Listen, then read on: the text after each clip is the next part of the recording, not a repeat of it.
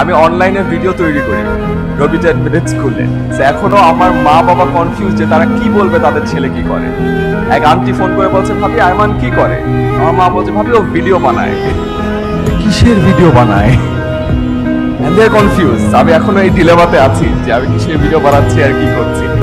তো আমি এখানে এসেছি আজকে আপনাদের সাথে দুটো ছোট্ট জিনিস শেয়ার করতে, দুটো ছোট্ট পেপার। আর এই দুটো পেপার আমার লাইফের দুটো ট্রানজিশন মোমেন্টে এসেছে। প্রথম পেপারটা এসেছে আমার ঠিক এইচএসসি পরীক্ষার পরে। আপনাদের আগে অনেকের মনে আছে, আপনারা যখন এইচএসসি পরীক্ষা শেষ করেছেন তখন সাডেনলি একটা লস্ট ফিলিং চলে আসে। খেয়াল করেছেন যে এখন আমি কি করব, কোথায় যাব, দেশে পড়বো না বিদেশে পড়বো, এখানে ট্রাই করবো না ওখানে ট্রাই করবো। এন্ড সাডেনলি আপনি একটা আইডেন্টিটি ক্রাইসিসে ভোগেন। স্কুলে ছিলেন ও কি স্কুল স্টুডেন্ট, কলেজে উঠেছেন কলেজ স্টুডেন্ট, এইচএসসি পাস করে ফেলেছেন, এখন কি?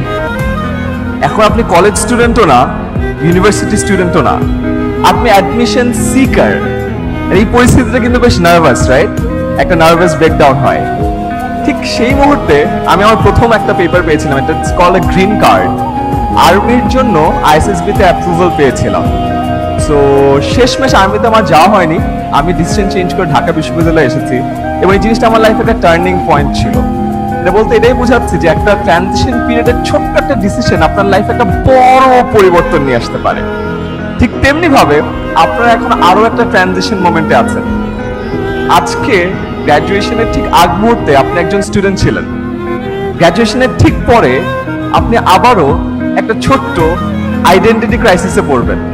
কারণ আপনি তো আর স্টুডেন্ট না, আপনি কি?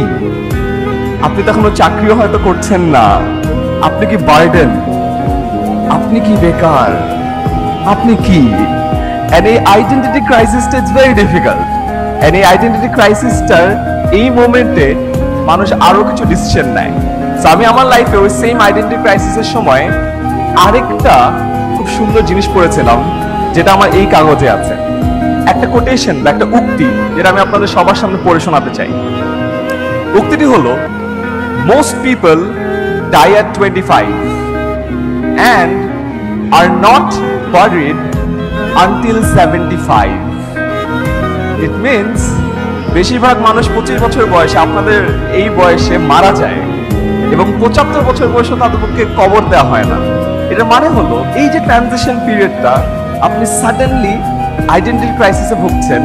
এই মোমেন্টে আপনি হয়তো একটা র্যাশ ডিসিশন নিয়ে আপনার যত dreams, aspirations, hobbies, passion, plan সবগুলোকে মাটি চাপা দিয়ে এমন হয়তো একটা কাজে ঢুকে পড়বেন যে কাজটা আপনার পছন্দ না। এমন হয়তো একটা চাকরি করবেন যে চাকরিটা আপনার একদমই দেখতে ইচ্ছা করে না। এমন একটা বসের আন্ডারে কাজ করবেন যে বসকে আপনার প্রতিদিন মেরে ফেলতে ইচ্ছা করে।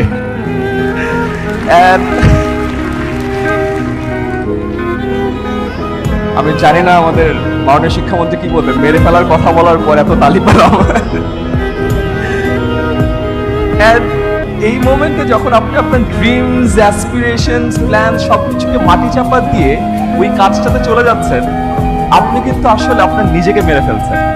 আপনার সেই স্বপ্নগুলো কিন্তু আর নাই। At the end of the day আপনি 9টা-5টা চাকরি করবেন, ওই একই কাজ করতে করতে করতে করতে 75 বছর বয়সে আসলে আপনাকে মাটি চাপা দেওয়া হবে। কিন্তু যদি আপনি চিন্তা করে দেখেন, আপনি কিন্তু মারা গেছেন এই 25 বছর বয়সেই। সো আপনাদের লাইফের এটা সেকেন্ড ট্রানজিশন মোমেন্ট। এই ট্রানজিশন মোমেন্টটা অনেক ডিফিকাল্ট এন্ড এই মোমেন্টে আপনাদের একটা আইডেন্টিটি ক্রাইসিস হবে। আমি জাস্ট আপনাদেরকে একটা রিকোয়েস্ট করবো, please please please please don't die at 25, live. চাকরি একটা হয়তো করেন, অসুবিধা নাই, বাট আপনার প্যাশনটাকে মারা যেতে দিয়েন না। Because at the end of the day ওটা যদি মারা যায়, আপনি মারা যাবেন।